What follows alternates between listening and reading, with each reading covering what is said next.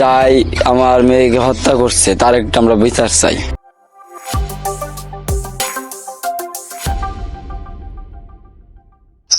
আসসালামু আলাইকুম প্রিয় দর্শক, আজ আমরা রয়েছি রাজশাহীর দুর্গাপুর উপজেলার হাটকানপাড়ায়। যে শিশু হুমায়রা হত্যা করা হয়েছে, তাকে নিখোঁজের 72 ঘন্টা এবং তার মরদেহ উদ্ধারের কিন্তু 48 ঘন্টা পার হয়ে গেছে, কিন্তু এখন পর্যন্ত কোনো আসলে জড়িত যারা রয়েছে এই হত্যাকাণ্ডে তাদের কিন্তু আসলে এখনো গ্রেপ্তার করা সম্ভব হয়নি। এবং আমরা ঠিক তার বাসার সামনে কিন্তু এই মুহূর্তে দাঁড়িয়ে রয়েছি। একটু যদি আপনাদের জানাই, এখানে আমরা বেশ কিছুক্ষণ আগে এসেছি, বাট এলাকাবাসীদের সিংহভাগই আসলে ক্যামেরার সামনে কথা বলতে রাজি নয় এবং বেশিরভাগ জনের আসলে খুবই স্বাভাবিক ভীতি কাজ করছে ভেতরে।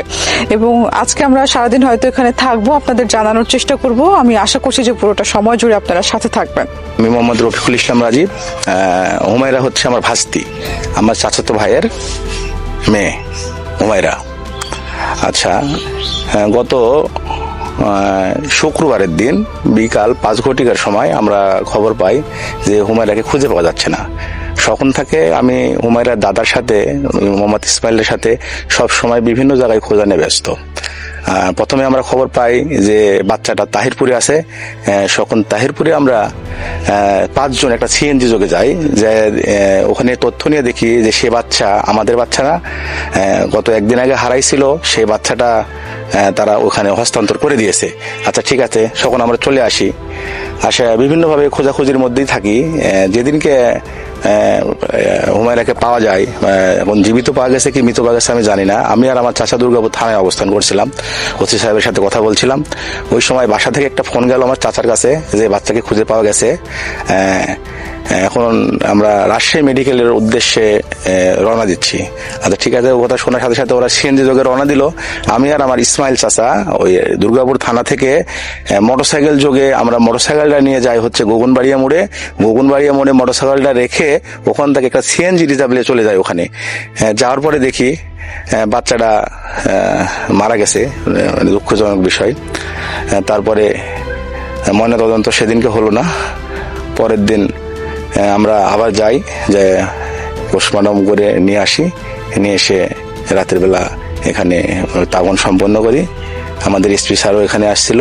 আমরা আইনের সহায়তা নিচ্ছি, আইনকে জানাইছি আমরা যে বা যারা হত্যাকারী হোক না কেন, আমরা সঠিক যারা হত্যা করেছে, আমার চাচাও বলেছে যাই হত্যা করেছে তাকে আমরা খুঁজে আপনারা বের করে এর শাস্তি নিশ্চিত করেন। হুমায়রা পুপি হয়ে আমরা চাচ্ছি সুষ্ঠু একটা বিচার, কারণ বাচ্চা যেভাবে নির্বাচিত ভাবে যে মারা হয়েছে, এই বাচ্চার আমরা চাই যে যারা আসলে দোষী তাদেরকে সামনে নিয়ে আসা হোক, তাদেরকে তদন্ত করে দেখা হোক। তদন্ত করে আসলে বাচ্চাটাকে কে মারলো, কিভাবে মারলো, কেন বাচ্চা এইভাবে আবার বাড়াইলো। ধরেন এই বাচ্চা যেহেতু যদি কিডন্যাপেরা যদি নিয়ে যেত তাহলে তো আর এখান থেকে আবার বাড়াইতো না। লাশ গ্রামেই থাকলো, পাড়াতেই থাকলো, লাশটা কে রেখে গেল, কিভাবে কি হলো। শুধু এইটুকু আমরা চাই যে এর সুষ্ঠু একটা বিচার চাই। আর একটু জানতে চাই যে কাউকে আপনারা সন্দেহ করছেন কিনা? কাউকে এভাবে, যেহেতু আমি বাসায় ছিলাম না, ওইভাবে তো ধরেন আমি বলতে পারবো না। আমি পরশুদিনকে রাতে আসছি, আসার পরে আমি যতটুকু শুনলাম এই যে বাচ্চা এইভাবে অপহরণ হয়েছে, হওয়ার পরে বাচ্চা নিখোঁজ হয়েছিল।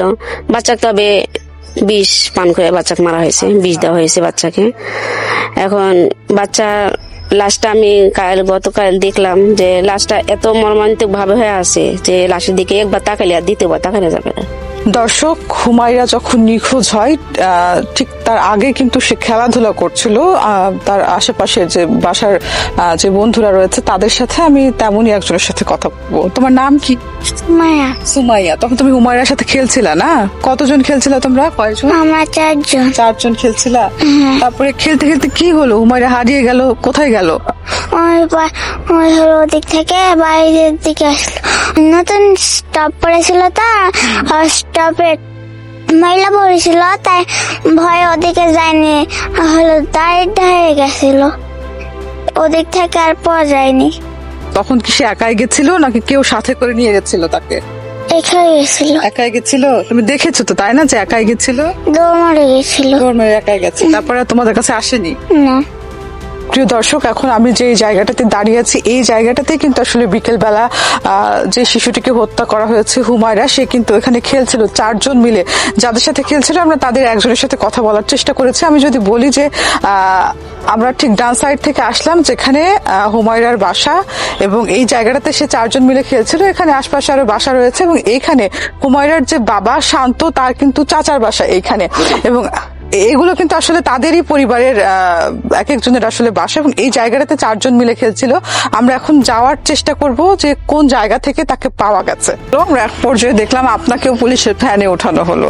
এই বিষয়ে আসলে আপনার কি বলার আছে? বলার বিষয়টা হলো যে ওরা বলছে, মানে যারা আন্দোলন করছে, মানে বলছে যে আমরা এক্ষুনি বিচার চাই, আর তোমাকে এখনই বলতে হবে যে কে মেরে ফেলেছে। আসলে বিষয়টা হলো, আমি তো ব্যবসা করি, আমার শান্ত ফার্মেসি, আমি ফার্মেসি মালিক একজন, আমি নিজেও প্র্যাকটিস করি। তো আমরা 2 বাপ বেটাই কিন্তু প্র্যাকটিস করি। আমরা 2 বাপ বেটাই বিকেলে ওখানে আছি, বাচ্চা উধাও নাই। আবার যখন বাচ্চা ফেলে রেখে যায় তখন আমরা চাচা ভাইস্তা, মানে আমার রাজীব সহ আমরা মনে করেন যে থানাতে। তাহলে আমরা কখন দেখলাম ফেললো আর কখন হাইজাক করলো, আর আমাকে প্রেশার দেওয়া হচ্ছে এখনই বলতে হবে। আমি কি বলবো, আমার তো বলার জায়গা নাই। আমি বললাম যে আমি কাউকে দেখিনি বা আমি ছিলাম না ওই সময়, আমি আর সুষ্ঠু তদন্ত এবং সুষ্ঠু বিচার। আর একটু জানতে চাই যে আপনি বললেন যে আপনি দল করেন, দলের সাথে যুক্ত রয়েছেন, তো এই ঘটনা শোনার পর এটা অত্যন্ত একটা হৃদয় বিদারক ঘটনা, এটা আমরা সবাই জানি। এবং এই ঘটনার পরে এলাকার যারা নেতৃবৃন্দ যারা রয়েছে, বা আমরা যদি বলি যে সংসদ সদস্য বা এখানকার চেয়ারম্যান বা আরো যারা রয়েছে আসলে রাজনৈতিক ব্যক্তিবর্গ, তারা কি খোঁজ খবর নিয়েছে? হ্যাঁ, গতদিন ছিল যে সাকলান চেয়ারম্যান ছিল, যখন খুব খারাপ অবস্থা তখন আমরা চলে আসছি। আসার পরে বাচ্চা কোথাও মাটি দিতে দিবে না, বাচ্চা পয়সা যায় গইলে যায়, কোনো যায় আসে না। নাম এখনই বলতে হবে, এখনই বিচার হতে হবে, কোনো টাইম দেওয়া যাবে না। লাস্টে পুলিশ কি বলে এসপি সাহেবের কথাও বলছে যে আমাকে 3 দিন টাইম দেন। এসপি সাহেব বলছে 1 ঘন্টা টাইম দেওয়া যাবে না, এখনই বলতে হবে। তবে এই বিষয়টা নিয়ে আমার বিশ্বাস যে একটা চক্রান্ত চলছে, একটা দলীয় পর্যায়ে চলে গেছে। যদি নাই হয়তো এখানে বিএনপির 10টা 20টা ছেলে পেলে যদি এসে বাড়ি ভাঙচুর করতো, তাহলে জানতাম যে হ্যাঁ এটা অন্য কোনো কারণ। সবই আওয়ামী লীগের।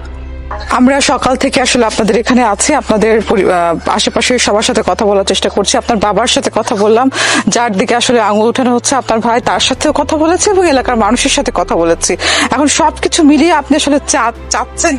আমি চাই একটা বিচার চাই, কারণ আমরা তো দেখিনি যে কে মারছে আমার সন্তানকে। এটা সুস্থ ফাইসালা হবে, সুষ্ঠুভাবে তদন্ত করুক। যাই আমার মেয়েকে হত্যা করছে তার একটা আমরা বিচার চাই, মানে আমার মেয়েকে যেমনি খুন করেছে তারও আমরা একটা ফাঁসি চাই।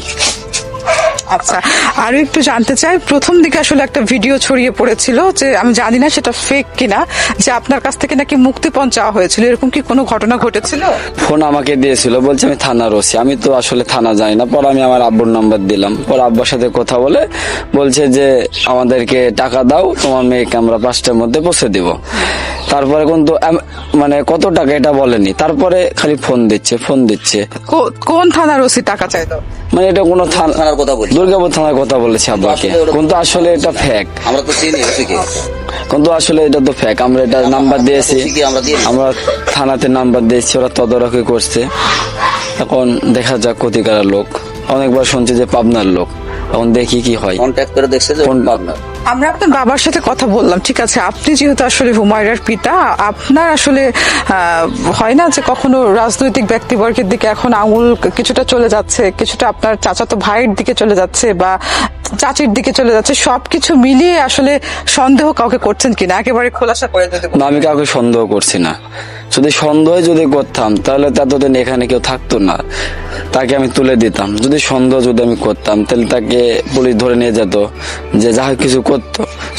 যদি করতাম তো কাউকে সন্দেহ করিনি, এ পর্যন্ত সন্দেহ করিনি। কিন্তু পুলিশ এটা তদারকি করুক, পুলিশ আছে, র্যাব আছে, সিআইডি আছে, প্রশাসন আছে, ওরা যেটা করবে আমি সেটাতে খুশি। মানুষও বলতে পারেনি যে আমি একটা বিচার চাই, আমি এটা সুস্থ একটা বিচার চাই। কারণ আমার ছোট বাচ্চাই কোনো দোষ করেনি, অন্যায় ভাগে মারা হয়েছে, অনেক অত্যাচার করে মারা হয়েছে। এটার আমি একটা সুষ্ঠু বিচার চাই। আপনার মনে কি প্রশ্ন আসছে না? আমরা জায়গাটা থেকে আসলে আসলাম, নিশ্চয়ই আপনি আমাদের থেকে আরো বেশি ভেবেছেন যে ওই দিক দিয়ে একটা রাস্তা আছে, সেই রাস্তা দিয়ে দুই একটা হলেও তো লোক যায়, ওইদিকে আপনাদের মোড়, কিভাবে বাচ্চাটাকে নিয়ে এসে ওখানে ফেলবে?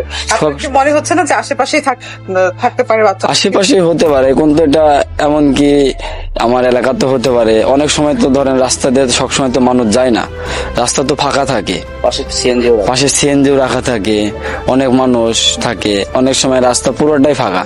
তাহলে এখন আমি কাকে সন্দেহ করব? আসলে তো সন্দেহ করার এটা আমার কোনো প্রশ্ন আসে না, আমি তো দেখিনি যে জিনিসটা।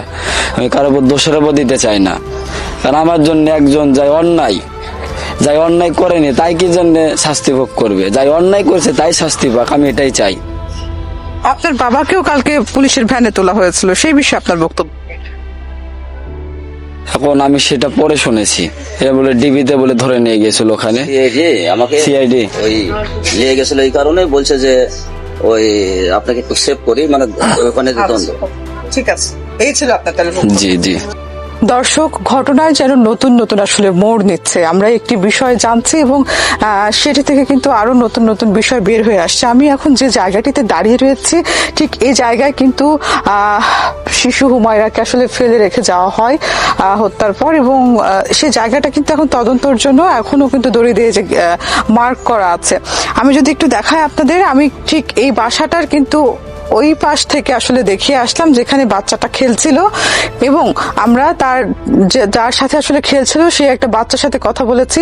সে আমাদের যেমনটি জানিয়েছে যে খেলাধুলার পরে এখানে নদীর মতো, দাড়ির মতো একটা জায়গা আছে, সে ওই দিকে যাচ্ছিল, অর্থাৎ সে এই দিক দিয়ে হয়তো এসেছে।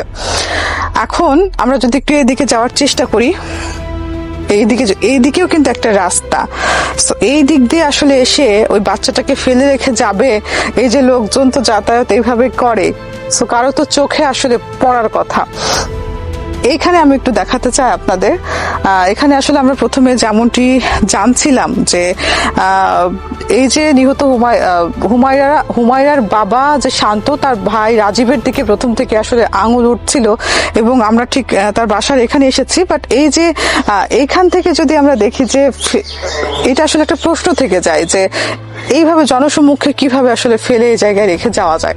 আবার আমরা যখন তার দাদার সাথে কথা বলছি বা আরো যাদের সাথে কথা বলছি, এই ঘটনাটিকে কিন্তু এখন তারা বলছে যে রাজনৈতিক বিষয় আসলে চলে গেছে। তো এখন এটি আসলে দেখার বিষয়, এবং আমরা আজকে যখন এসেছি এখানে সকালে, এখানকার দুর্গাপুর থানার যিনি ওসি রয়েছেন তদন্ত, তিনি জানিয়েছে যে আসলে তদন্ত না হওয়া পর্যন্ত আমাদের কিছুই জানাতে পারবেন না। এখন সেটি অপেক্ষা, আসলে ঘটনা কোন দিকে মোড় নিচ্ছে। আশা করছি যে আমরা এটির সর্বশেষ আপডেট আপনাদের দেব। আপনারা থাকবেন রাজশাহী প্রেসের সাথে। ধন্যবাদ।